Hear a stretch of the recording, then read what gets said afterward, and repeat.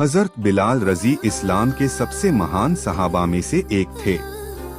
उनका जन्म मक्का में हुआ था और वह एक गुलाम थे। उनके मालिक का नाम उमैया बिन खलफ था। जब मक्का में इस्लाम का संदेश फैलना शुरू हुआ और हज़रत मोहम्मद ने लोगों को अल्लाह की इबादत की दावत दी, तब हज़रत बिलाल रज़ी भी इस्लाम से प्रभावित हुए और उन्होंने ईमान कबूल कर लिया। लेकिन उस समय इस्लाम कबूल करना बहुत मुश्किल था। जब उनके मालिक को पता चला कि बिलाल रज़ी मुसलमान हो गए हैं, तो हज़रत बिलाल रज़ी इस्लाम के सबसे महान सहाबा में से एक थे।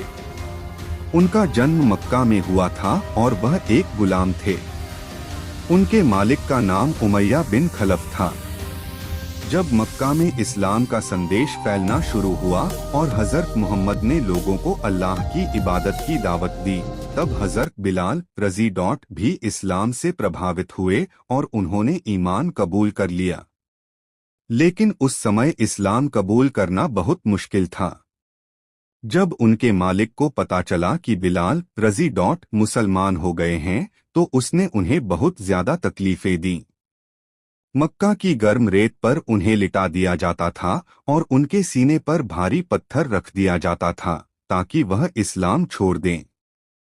लेकिन हज़रत बिलाल रज़ी हर तकलीफ के बावजूद सिर्फ एक ही शब्द कहते थे, अहद, अहद, जिसका मतलब है अल्लाह एक है, अल्लाह एक है। उनकी यह अटल ईम उन्हें बहुत ज्यादा तकलीफें दी।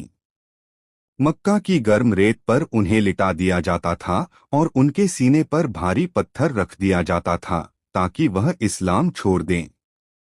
लेकिन हज़रत बिलाल रज़ी हर तकलीफ के बावजूद सिर्फ एक ही शब्द कहते थे, अहद, अहद, जिसका मतलब है अल्लाह एक है, अल्लाह एक है।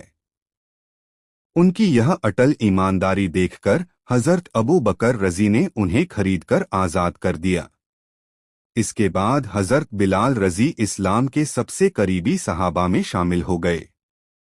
हज़रत मोहम्मद ने उन्हें इस्लाम का पहला मुअज्जिन बनाया, यानी वह शख्स थे जो सबसे पहले मस्जिद से अजान देते थे। उनकी अजान की आवाज़ सुनकर लोग नमाज के लिए मस्जिद में इकट्ठा हो जाते थे। जब मक्का फतह हुआ, तब हज़रत बिलाल रज़ी को खानाए काबा की छत पर चढ़कर अजान देने का सम्मान मिला। यह इस्लाम की बराबरी और इंसाफ की सबसे बड़ी मिसाल थी, क्योंकि जो पहले गुलाम था, उसे काबा की छत पर अजान देने का सम्मान मिला।